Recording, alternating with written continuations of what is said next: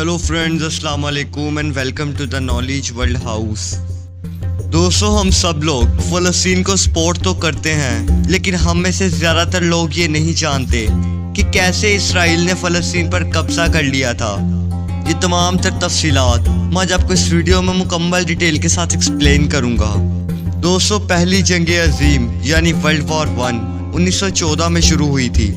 इससे पहले फ़लस्तीन पर सल्तनत उस्मानिया का राज था। उस वक़्त फ़लस्तीन में 87% मुसलमान रहते थे और जबकि 3% यहूदी रहा करते थे। ये वो वक़्त था जब फ़लस्तीन में मुस्लिम, यहूदी, ईसाई मिलकर रहा करते थे। फिर पहली जंग अजीम शुरू हो गई। 1918 में ये जंग ख़त्म हुई। इसके बाद बरतानिया ने फ़लस्तीन का कंट्रोल संभाल लिया। यही वो वक़्त था जब फ़लस्तीन में यहूदियों की तादाद बढ़ना शुरू हो गई। फ़लस्तीन में 3,20,000 यहूदी आकर बस चुके थे। ये सब यहूदी बरतानिया से फ़लस्तीन आ रहे थे और इनका प्लान एक अलग स्टेट बनाने का था।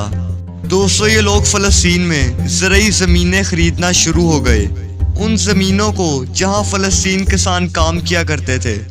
बहरहाल अब फ़लस्तीन के लोगों को ये बात समझ आ गई थी कि इनको इनकी ही ज़मीन से बेदखल किया जा रहा है। 1936 में फ़लस्तीन ने बरतानवी राज के खिलाफ जंग का ऐलान कर दिया, मगर ये कामयाब नहीं हो सके। इसके बाद बरतानिया ने फैसला किया कि अब यहूदियों को फ़लस्तीन में आने से रोका जाएगा, लेकिन ऐसा नहीं हो सका। इसके बाद 1939 में दूसरी जंग अजीम शुरू हो गई। इस वक्त यूरोप में यहूदियों का कत्लेआम हो रहा था। यहूदी लाखों की तादाद में फ़लस्तीन आ रहे थे। 1942 में बरतानिया भी फ़लस्तीन छोड़कर चला गया, लेकिन अब लाखों यहूदी फ़लस्तीन में आकर रहना शुरू हो गए थे। बहरहाल 1947 में यूनाइटेड नेशन ने कहा कि फ़लस्तीन को 2 हिस्सों में बांट दिया जाए। 55% हिस्सा यूरोप से आने वाले यहूदियों को दे दिया जाए और 45% हिस्सा फ़लस्तीन को। यानी जिन फ़लस्तीनियों की ये ज़मीन थी, अब उनके पास सिर्फ 45% रह गई थी।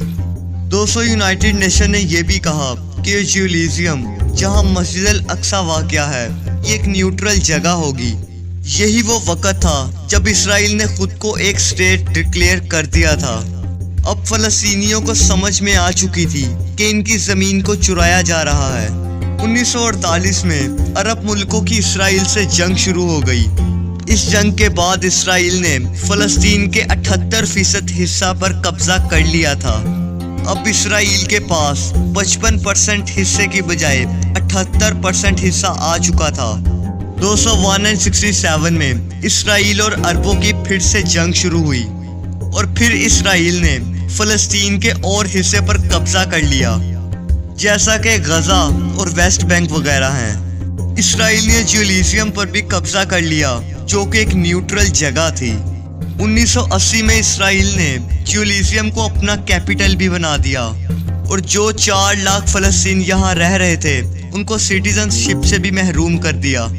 इसके बाद इसराइल ने घर वगैरह तबाह करना शुरू कर दिए और अब 2 लाख यहूदी जेरूसलम में बस गए हैं और ये एक गैर कानूनी है। बहरहाल ये थी इसराइल और फ़लस्तीन की असल कहानी।